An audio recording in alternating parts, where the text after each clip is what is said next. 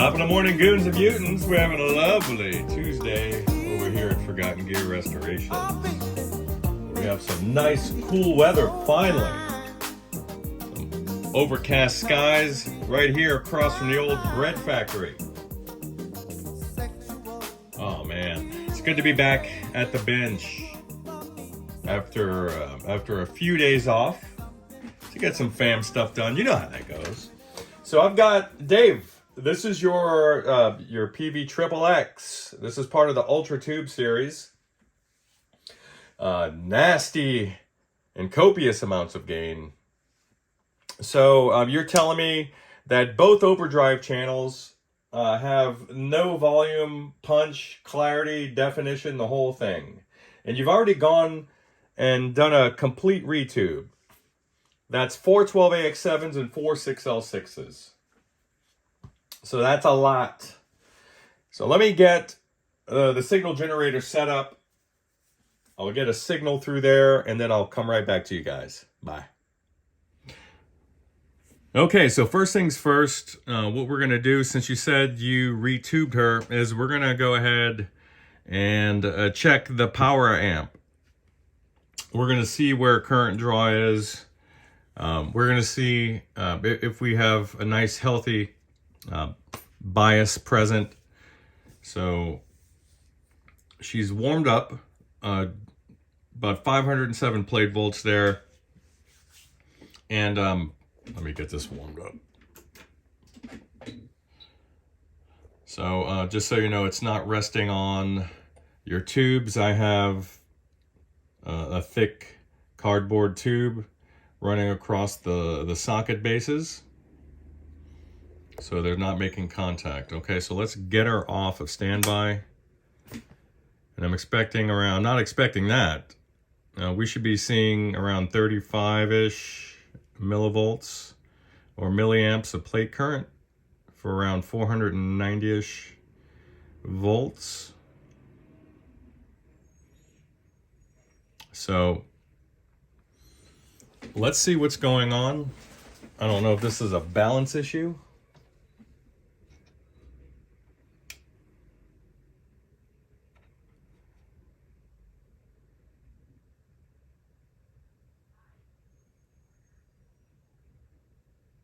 That's where we would technically want it. So let me turn her over. Actually, let me pull the tubes and take some measurements. Okay, now I should say that only one of the tubes was hot. So let's make an assumption here. Let's say that we did see that we had plate voltage on all four present. Can we make an assumption that maybe screen voltage is missing?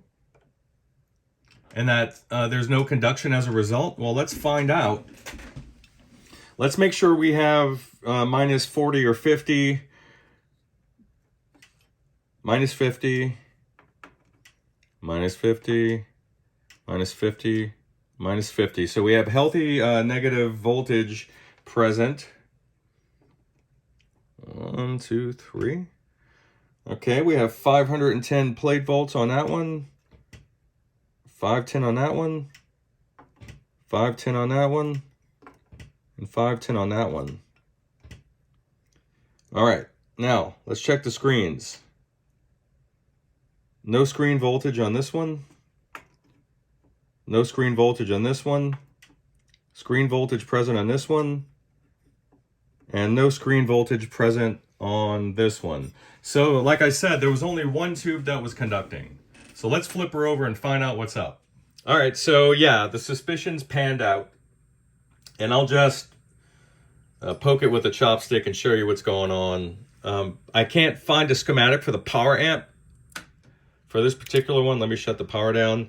But I've made some notations with a fine point marker that I'll remove after. Basically, this amp has been running on one power tube. You can see that I drew a little resistor symbol here, one right here. There's another back here that you can't see. It's obstructed by the ribbon cable, and then there's another one right here. These are all screen grid resistors. There's only one that's in place, and I think it's this guy. It's this guy right here. and it's measuring 100 ohms. Now, what a strange fault. I've never seen a fault like this before. But while if this chassis was inverted and mounted to the top of the head shell, I would love to be able to mount the resistors here on this side, but I can't do that because this thing is actually open and down on the floor of the head cap. So I'm going to have to remove this rear jack PCB, and it also has impedance. It has, let's see, impedance, and I think maybe power mode. I need to check that. Or effects loop switching. And then I'm going to remove this circuit board here, and I'll be able to, after making disconnecting this ribbon cable here, and 2 Molex connectors, I'll be able to service that end. And then we'll see if maybe the loss of headroom was what appears to be so obvious. And hopefully that's what it is. So stand by. The next shot will be of the board out. Bye. All right, here we go. Here's the business end of your power tube PCB. So we'll start from here.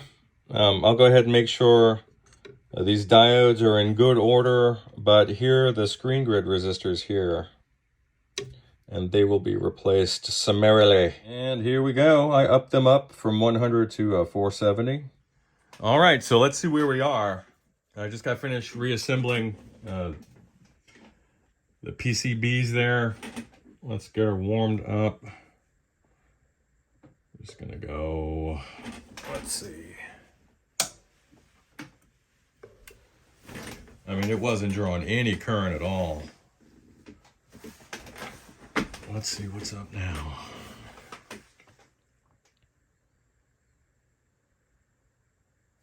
So let me reboot.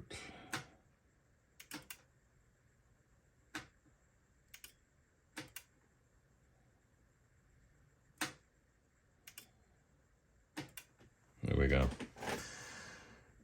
So basically what I was doing was power cycling until these two guys came online. So once the voltage drops just a couple, that's all she's gonna do. Let's flip her on. There we go. Perfect. Pardon me on that. So that's pretty close. That's between 50 and 60% max plate, and I may tweak her a little more than that. But typically having a cooler bias is part of the sound of these, so I'll just keep it at factory spec. And then, I'm sorry, I misspoke about the effects loop is more on this side, but then there's a damping, a power amp damping switch here, tight, mid, and loose. And then I have her switch for 4 ohms to reflect the impedance of my cab there. So let me get her set up for a sound check there and see what she does. All right, Dave, here we go. Let's hear what this thing does.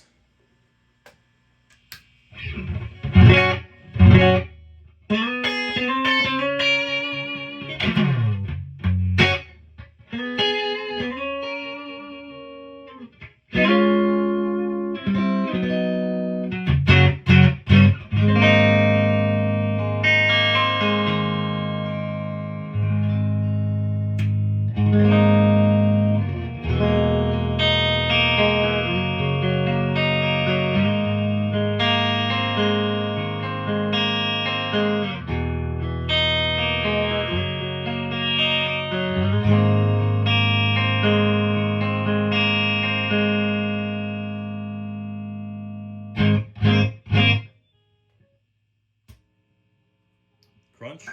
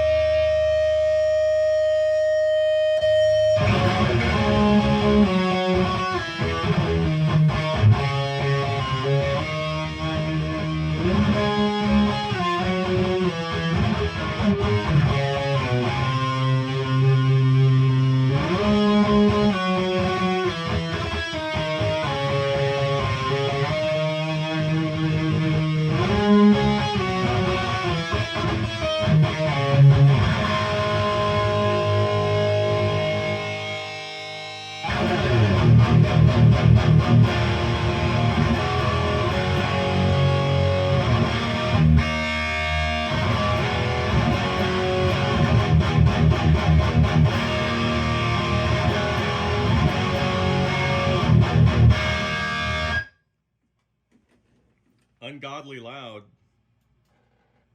So all three channels have more than sufficient volume. All right, so great news. This tube is defective. It's not what was causing your main issue, but that is a defective tube. I put in a new JJ. If you have a tube back at home, I'll just send it back with a defective tube, so you can get you'll get it back regardless. But I've got about a 25 to 30% boost in volume and especially gain. So it's definitely more balanced with the clean channel now. Here's the crunch channel.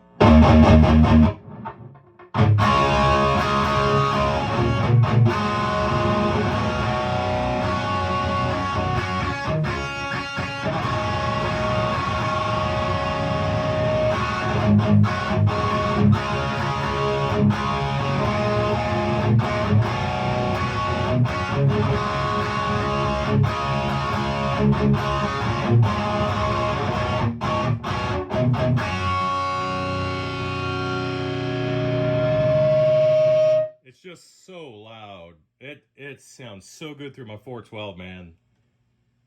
Let's go back to Ultra.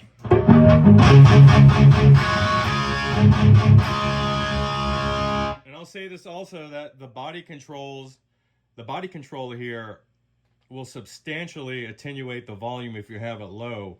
I mean, you're going to get a significant volume boost by keeping the body midway up or greater. It makes a huge difference.